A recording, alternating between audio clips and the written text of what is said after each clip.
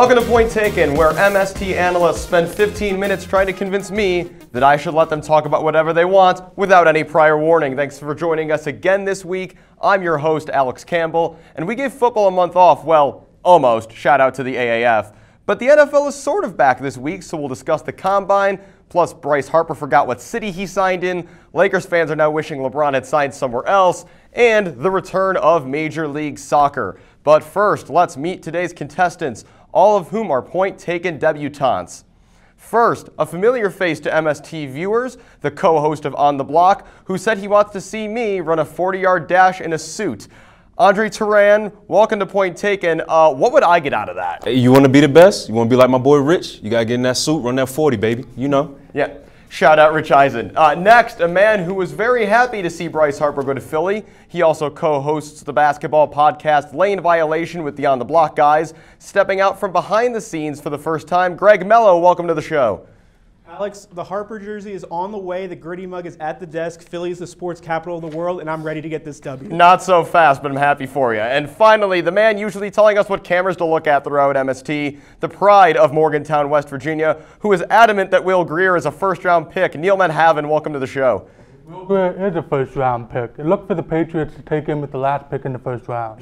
Heir to Tom Brady, maybe. Well, a quick programming note for today's show. We've got a little more time than usual today, so we're going to go 2 rounds, then take a break, and then we'll come back for one more question before moving to a 2-question showdown. So sit back, relax, because we've got an extra dose of Point Taken today. Let's get to it. The NFL Combine was ongoing over the last week, but let's start with former Oklahoma quarterback Kyler Murray. Officially, Murray is 5'10 and 1/8, 207 pounds, with a 9.5 inch hands, Meanwhile, there's plenty of speculation on if the Arizona Cardinals and first-year head coach Cliff Kingsbury would take Murray, maybe even first overall. A side note is that last week, current Cardinals QB Josh Rosen removed all Cardinals content from his Instagram, although later claimed he was hacked. So, Andre, I'll start with you. Post-Combine, what are your thoughts on Kyler Murray? I was extremely impressed by the size, the measurements that came in. Like, they're sitting there, talking about, oh, he's 5'9", he's 5 this, but I was actually more impressed with the weight. 207, 5'10", 207, that's thick. You can get away with being a running back at that size, man. And the hand measurements, is that big enough for you? I mean, Kyler Murray's going to be fine on the next level, man. He plays in the pocket. He knows how to work the pocket. And when he does get out of the pocket, his eyes are always downfield. And he's looking to make a play downfield. So he'll be okay. I was fine with the fact that he didn't throw there, because we know quarterbacks actually tend to perform better at their pro days because they have the timing with the receivers. They know how the receivers run their routes, this, that, and the third. And Kyler has shown time and time again on the field that he can make every throw. We saw it in Oklahoma's offense, and he played better than Baker Mayfield there. So let's not forget that. And this guy was the NFL Rookie of the Year, Alex. So, I mean, that's how I feel, man. Yeah, Neel, do you see a future Russell Wilson in the making with Murray, or do you think there's too much hype right now? I think Kyler Murray is definitely well-suited to be the first overall pick. He's definitely suited to run the offense that Cliff Kingsbury is probably going to bring to Arizona. The offense, the air raid style offense that he ran at Texas Tech. I do understand why Kyler Murray decided not to throw at the Combine.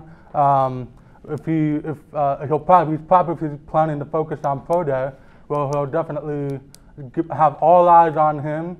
And he'll be able to, he has the chemistry he's developed with his receivers at Oklahoma, and he'll be playing on home field. So he'll definitely be able to put on a show at OU's Pro Day. Greg? Guys, let's push back a little bit on Kyler Murray, all right? There's a bit of hype going on. Yes, weighed in at 207. You're going to get all the comps in the world to Russell Wilson. But let's remember, he was in the same offense as Baker Mayfield, but he was not asked to do nearly as much. This guy, in between the ears right now, there are some question marks. We've got some rumors coming out, smoke from both sides, obviously, because we don't know if the Cardinals want to take him #1 overall, but how did he do in interviews, his board work? These are the things that really separated last year's quarterback class from this year's group. Kyler Murray has all the tools in the world, and he is an athletic specimen for sure, but he is going to be a project, and I just don't think you can be comfortable as the Arizona Cardinals taking him at #1 overall, especially when you have Josh Rosen, a guy that you picked like out of that pro-ready quarterback group last year. You've got to just build around him, get that offensive line straightened up, get those weapons going. You know, Larry Fitzgerald, aging guy. You have the guy right now. I think there's more value to be gained right now getting an offensive lineman, not the sexy pick, over Murray overall, because you're not dealing from a position of strength if you're trying to trade away Rosen at this point. Well, let's get back to the point you made a couple seconds ago, Greg. Andre, how concerned should we be about the rumors coming out that Kyler really struggled in those interviews? They're asked questions that don't even hold any value about who you are and what you do. They asked somebody's mom. I asked somebody last year if their mother was a prostitute. It's not that big of a deal, man. And I don't think he's a project. He sat there and performed. He sat there, performed, and did what we had to do. And you make the Russell Wilson comparisons because he's not a copy and paste version of him, but that's just who he comps to. And we see Kingsbury's offense is one of those running gun, high tempo, high octane, up and down the field offenses. And who just came out of that offense? Mahomes, last time I checked. And right. Kyler can do just about the same things as Mahomes. The arm might not be as big, but Kyler can make those throws. So I see why the Cardinals will want to move to that. Yeah. He's certainly got some good skills. Neel, real quick, what happened to Nick Bosa being the consensus #1 pick? Where did that go? Well, for Kyler Murray, he's definitely well suited for what he can do at Arizona. Kingsbury is one of the few coaches I've seen in the NFL who has really failed upwards. He got fired at Texas Tech, and he got an NFL job, so you don't see that too often. Yeah, and we'll have to see why Cliff Kingsbury, I mean, he's speculation about the quality of that hire. We'll have to wait and see. Greg, you're going to get the 2 points in this round for your comment about, Baker Mayfield having more responsibility than Kyler. And Neel, I'm going to give you one for the comment. You and Andre both mentioned the pro day. Neel talked about, though, the familiarity with the receivers, which is definitely important. Let's move on to question number 2, and we're going to stick with the combine. And a few players really took over the internet this past weekend. Mainly DK Metcalf. Just what on earth was he doing? Those percentages just insane, except for the shuttle and the 3-cone. Defensive linemen were running 4.4 40s. Ohio State wideout Paris Campbell had a great week, as did Notre Dame's Miles Boykin, including the second highest vertical jump in combine history. Guys, reflecting on the combine, what stood out to you most? Greg, start us off. Alex, 3 words for you. DeKalin Zacharias Metcalf. The guy put up bench reps, surpassed Khalil Mack. He ran the 40 in the same territory as Brandon Cooks. And this guy's vertical was better than Julio Jones. He's got all the raw traits that you want of a high-end #1 wide receiver ceiling. But let's pump the brakes a little bit, because we looked at the agility, the shuttle. He didn't quite come out the same way. He's not a polished route runner at the next level right now. And his hands aren't the softest. So really, he definitely made a jump. Everyone's going to say, hey, this guy was made in a lab. He's a Madden-created player. But really, we need to look past that. I think another guy to look out for, Montez Sweat, ran a 4.41 as a D-end. Yeah, Come D-end on. running 4.4 40s. You don't see that. 240 plus, that is crazy territory. He's agile. I think that he really made a case for himself to be put up in the top 10 in the first. Dre? I'm going to go ahead and unpackage Neel's idea that your boy, what's his name? Will Greer is a first-round pick, man. I was watching Will throw the ball. He couldn't time up the out route to save his life. He was throwing it high and outside as if he was asking for an intentional walk. The ball wasn't spinning off his hand tight when he was throwing the slants. When he throwing the deep end, the ball was floating. Will Greer is not a first-round pick. If anybody who moved up into the first round, it'd be Drew Lock. Drew Lock showed with his measurements and his testing that it fits his skill set. He's a guy who's going to play outside the pocket. Like I said before, on the block, he said he models his game around Aaron Rodgers. And this is a guy that GMs are talking about actually probably moving up. And you heard some of the experts talking about that. And there were some GMs who said that if he would have came out last year, he could have possibly won the first round in the top 10 in the first round for them. Right, but I mean, we got a weaker quarterback class this year, so that definitely gives him some opportunity to move up. Neel, stand up for your guy Will Greer here. Let's be honest. Dre's got them fighting words. Let's put it that way. If you look back look at his highlights from the season. If you look back during the Texas game, that game-winning touchdown pass, 20, 35 yards, dime in the back of the end zone to Greg Jennings. You can't name a better pass that was thrown in college football this last season. I think that's all you need to see. I saw Dwayne Haskins throw a dime off his back foot rolling out to the right against our Northwestern Wildcats, splitting 2 defenders when it was a six-man coverage as well. So I have seen a better pass, Neel. Okay, real quick, guys, kind of want to go around the group here. If you got a pick in the first round and you decided you're taking a wide receiver, who are you going with? You going with Metcalf, you going with Campbell, or maybe a guy like Boykin slipping in there at all? Greg, real quick. I think I'm going to go A.J. Brown. Same team as Metcalf. I think possession receiver, but he really showed he's more the polished guy. He's a guy that is pro-ready right now, and I think that all the mental game is there for him to continue to expand. He's got the speed. His 40-yard dash is pretty solid. I think that he's the guy you go with if you're not expecting a project, at least for the first year. Dre? I'm going with actually a guy that hasn't been talking about. I think N'Keal Harry is a guy that's slipped under the rug. I think he's a good fit with the Colts, playing aside across from T.Y. Hilton. This is a guy who they weren't high on his 40, but if the game was just played in a straight line, then those guys who actually run 40 extremely fast will be the best in the game. That's not always true. But this is a guy who can go up, use his big body, make plays. I like N'Keal here. I think he can go in the top 15. Neel, if you could pick a wide receiver in the class for Will Greer to throw passes to, who you got? Hakeem Butler is a hidden gem for me from Iowa State. He had 1,300 yards a season ago. He had great combine numbers, 4.3, 4.4 40, athletic, big size, 6'5" receiver, guy who can go up and get the ball. He's my hidden gem right now in the receiver position in this draft. I mean, like I said, it's one of those, you guys have kind of given a lot of names here. I mean, Antonio Brown, though, could go to the Colts, too. Obviously, what teams want to do with AB is certainly going to be an impact on who they decide to take in this draft. So, I mean, we'll have to wait and see on that. On this round, guys, I think I'm going to go Andre's going to get the 2 points here for the Drew Lock talk. Plus, Greg, I love all the comps you threw out there, both positive and negative for Metcalf, so you'll take a point as well. Well, we got 2 questions down, but there is plenty more to come here on Point Taken. We're going to take a quick break, but stay put. We'll be right after this. We'll be back right after this. You're watching Medill Sports Talk. At Northwestern, we're Wildcats in every way.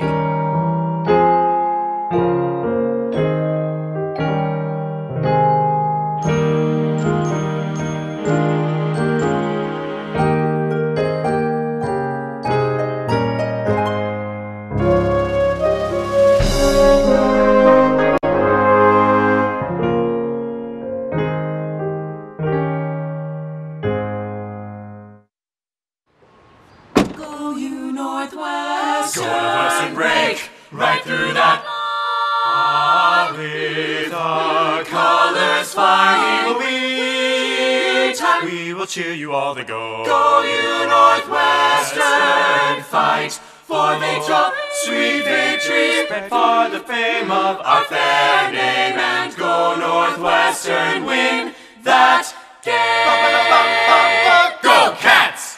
Welcome back to Point Taken. We've talked enough football for one episode, so let's switch it up to some baseball. Another week, another big contract. Last Thursday, Bryce Harper signed that enormous deal with the Phillies, whom he'll play for until he is 39 years old. But he didn't exactly start smoothly when, in his introductory press conference, he said he looks forward to bringing a title back to D.C. Obviously, this is just a faux pas, but Neel, what are your thoughts on Harper's new deal with Philly and the first impressions he's made? First and foremost, he's certainly not worth $330 million. In my opinion, baseball is in dire need of at least a soft salary cap. The more every year passes, we're going to keep seeing these salaries keep going higher and higher. And honestly, I'm kind of tired of seeing baseball salaries be a lot higher than football salaries. I mean, those guys are putting their bodies on the line. As for Bryce Harper, good for him. Secure the bag, but I don't think he's worth $330 million. So, Greg, you're the hometown guy. Are you happy with your team's purchase? Listen, this was the right move, I think. And Neel is right. Baseball is like the wild, wild west out there. We've been waiting for a long time for this signing. But really, you take a look at the numbers. It's a 13-year deal with no opt-outs. You know, average annual value for Harper is going to be only $25 million. He's not even going to be paid like a top 25 player for these upcoming years. And yes, last year, definitely his WAR, not a great look. Second half of the season, a lot better with his slugging percentage. And I think that the thing you really have to look at is that he is 26 and just really entering his prime production years. Bryce Harper is going to be the key draw for ticket sales. He's going to be the key draw for free agents. He allows flexibility for that major pitch of hometown Mike Trout. I think it can happen, and it's going to happen. Yeah, Dre, what's Harper's bigger impact going to be for Philly? Is it going to be on the field with his performance, or to Greg's point, all those number 3 jerseys that are going to fly off the shelves? I mean, you're seeing the amount of jerseys that's being bought already. Bryce brings a certain allure to a franchise that a lot of other players don't. As far as rankings, as far as a guy's ability to drive business numbers, he's going to be in the top as far as all your athletes across all the sports. But they need his production on the field. This guy had a negative 3.2 defensive WAR last year. I know we were talking about the hyperextension of the knee that's down to 3rd, but they need MVP level Bryce Harper. I'm tired of people saying, oh, by the time he ends his 13 years in Philly, he's going to be on the Hall of Fame with the Phillies bust. The only thing that's Hall of Fame about his career is his OBP and his OPS, which is 900, and I think his OBP is about 38. So he gets on base about 38% of the time. But he hasn't been consistently doing that. I love Bryce, but he needs to return to his MVP level if the Phillies really do want to make a run and not only capturing the East, because that East is going to be tough, but eventually winning the World Series. Yeah. So, guys, kind of throwing this out there, another fun thing we saw this week, obviously we hear about tampering in the NBA. There is no such thing or rule in baseball. We got Bryce Harper trying to recruit Le'Veon Bell. We've got Bryce Harper trying to recruit Mike Trout. Can those kind of efforts, does that make up for the whole DC flub that we saw last week? I think like with Harper trying to recruit Trout, he has his free agency after the 2020 season. We could see Mike Trout being baseball's first $400 million man. As much as it pains me to say it, free market economics are in play here. If teams are willing to pay it, they will. And Greg, you made the comment, we heard a comment earlier in the segment about the idea of soft salary cap, from Neel. I mean, is that something that you think we'll see in baseball, or do you think baseball would love to see Harper and Trout together on a roster? I don't know if baseball wants to see Harper and Trout together on a roster. Philly fans certainly do. I'm all here for it, but I think that it is definitely something the MLB will look at, the salary cap. We're going to keep rising, like Neel has said, over the next couple of years. And really, when you're looking across pro sports, they're getting paid ridiculous amounts of money, arguably not putting their bodies on the line in the same way if you compare it to the NFL. So I think it is certainly something to be looked at, but I'm not sure if it's going to be changing in the near future. Yeah, well, we'll have to see. And then obviously Le'Veon, Dre, what do you think? Do you like Bryce Harper's recruiting a Le'Veon Bell here? Bell? I think he fits with the Eagles. I think he definitely does. All right, well, hey, we'll have to wait and see how that pans out. So, it's all the time we got. Sorry, the horn has gone. On that segment, Neel is going to get the 2 points. I love, the salary cap idea, big proponent of that. Andre, you're going to get 1 for pointing out that he only has some MVP level stats. Sorry to Greg, and checking the math real quick. That puts us in a point where we have a very quick tiebreaker. Really quick, everybody name a player currently on the roster for the Chicago White Sox. Tim Anderson. Anybody? Anybody? Nothing? Come on, guys. Nope. Name a former player on the Chicago White Sox. Konerko. Somebody other than Dre. Anybody? Sorry, tie goes. We're gonna go. Tie goes to the last round. Neel's taking it. Neel and Dre are going on to showdown. I am so disappointed in everybody. Anyway, Greg, say your goodbyes quickly, please. Listen, guys, Sixers are coming strong this year in the playoffs. We're getting this win tonight against the Bulls. Get him out of here. Get him out of here. All right, all right. Well, very special this week. We have a 2-part showdown for you. Dre, Neel, here we go. As we move to the final rounds, we move to the NBA and the soap opera that is the Los Angeles Lakers. Currently, they sit 5.5 games behind the Spurs, who hold the last Western Conference playoff spot with the Sacramento Kings in between. And plenty of attention has been paid to LeBron James' comments and body language throughout all of this. Dre, this looks like it's going to be the first time in LeBron's career that he misses the playoffs since 2005. How responsible is he, given the rest of the roster the Lakers are working with? I think he's heavily responsible. As I mentioned before, they're 21-24 with him on the floor. And for me, LeBron has always been – the numbers are going to be there. He's going to average the 27. He's going to average the 7. He's going to average the 8. But it's the little things that I think LeBron isn't doing, which is something I haven't seen before. Like the little defensive breakdowns we've seen. It's kind of lethargic the way he's playing. I haven't seen this before, and I think he is a lot to blame, unfortunately. Yeah, Neel, is this on LeBron or is this on just the Lakers collectively at this point? As much as it pains me to say it, the Lakers are definitely not going to make the playoffs this year. But it is not on LeBron James. He missed 17 games. and the Lakers went 6-11 during that stretch, and they're currently 5.5 games out of the 8th spot for the final playoff spot. Honestly, it's 11 minus 6. That's 5. That's the difference. Yeah, I mean, I like your math there. I mean, we'll have to see how that pans out. And the Lakers, as according to 538, less than a 1% chance that they're going to make the playoffs. So not looking particularly good for them right now. Not going to award any points yet. This is like soccer. This is going to take place over the course of 2 legs. So let's move on to part 2. And hey, guess what? MLS is back. FC Cincinnati got a rude welcome to the league in Seattle. Defending champion Atlanta lost in D.C., but my favorite image of the weekend is this one from Colorado, where the Rapids hosted the Portland Timbers, a winter wonderland breaking out at Dick's Sporting Goods Park. Neel, how do we feel about starting soccer season the first weekend of March when there's a field that still looks like that? I'm all for it. I mean, I love when sports are played in the snow. You watch football, you watch soccer. It's entertaining. They're fumbling around, they're falling. It makes the game a little more entertaining for the fans. And honestly, I was surprised by how quickly that field got covered. Like the first 5 to 10 minutes of that game, there was no snow. You get closer to halftime, it's completely covered in snow. Dre, I know you're not a soccer guy, but how do you feel about snow soccer? I mean, when it's cold outside, you need something to warm you up. And what better than a heartwarming story, especially with a guy named Andre. See, Andre Shinyashiki comes in, the Rapids down 3-2. Debut game? First goal? In the snow? I don't think it get better than that, Alex. I just don't think it's better than that. Yeah, I love the snow in the soccer. Yeah, local kid out of the University of Denver. I mean, Dre, I know like I said, you're not a soccer dude. Would you watch more soccer if it was all in the snow? Repeat that again?